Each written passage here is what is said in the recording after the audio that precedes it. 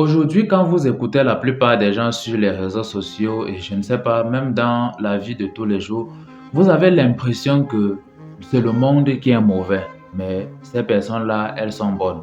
Ce qui est particulièrement inquiétant. C'est-à-dire, quand vous écoutez à peu près la plupart des gens autour de vous, sur les réseaux et tout le monde, c'est tout le monde qui se plaint que les autres sont mauvais. Mais si ces personnes tiennent de telles conclusions, c'est pour forcément dire que elles sont bonnes.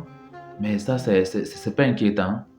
Et une chose que vous devez savoir, c'est quoi? Vous devez savoir que vous n'attirez que les personnes que vous êtes réellement.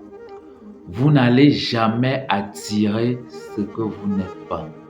Vous allez toujours vous orienter dans la nature en fonction des paramètres qui définissent votre moi, qui définissent la façon dont votre partie psychologique se définit. Et c'est ça le bémol. C'est que vous êtes nombreux qui n'avaient aucune notion de qui elles sont. Vous êtes nombreux à ne même pas savoir qui vous êtes concrètement. Et parce que vous ne le savez pas, vous partez donc vers ce qu'on va appeler le non-su. Vous partez vers le non-su. Le non-su, c'est le manque. Vous partez vers ce qui est de l'ordre du manque en vous. Habituellement, vous allez voir ces personnes qu'on tente de définir comme étant les personnes empathes qui ont ce côté très aimant et tout le reste. C'est de la bêtise. C'est de la bêtise. Ces personnes habituellement fonctionnent sur un mode de relation à l'autre insécurisant, dans lequel ils se voilent le visage et se présentent comme étant les sauveurs des profils vers qui ils vont et qu'ils se disent devoir apporter une guérison, apporter le bien absolu, le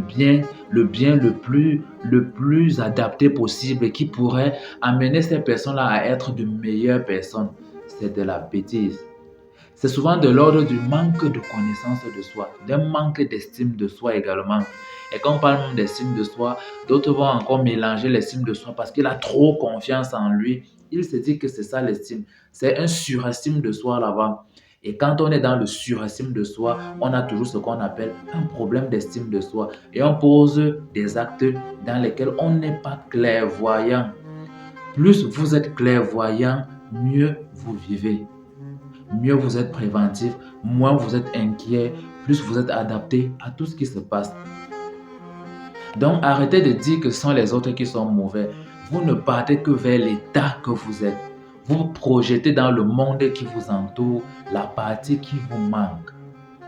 Et comme certains ne comprennent pas souvent ce que ça veut dire, ils s'en foutent. Ces personnes s'en foutent. Elles s'en foutent carrément.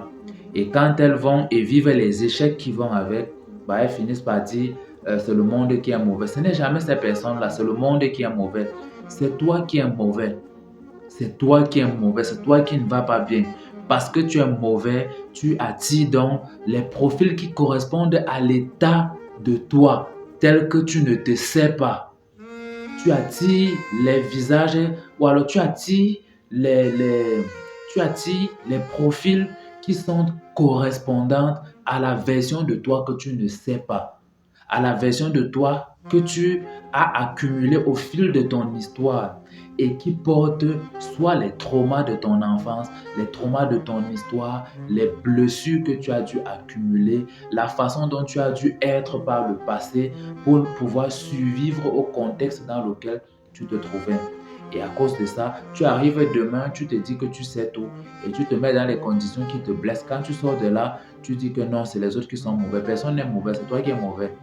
Quand vous êtes quelqu'un de construit, vous comprenez d'abord que personne à l'extérieur ne vous doit quelque chose. Quand vous partez vers les autres à l'extérieur, vous partez pour connaître ces autres à l'extérieur de vous. Vous ne partez pas pour vous attendre à. On apprend à vivre avec les autres. On ne s'attend pas à ce que les autres fassent ce qu'on veut. On vit avec les autres et on correspond. On entre dans ce qu'on appelle une correspondance.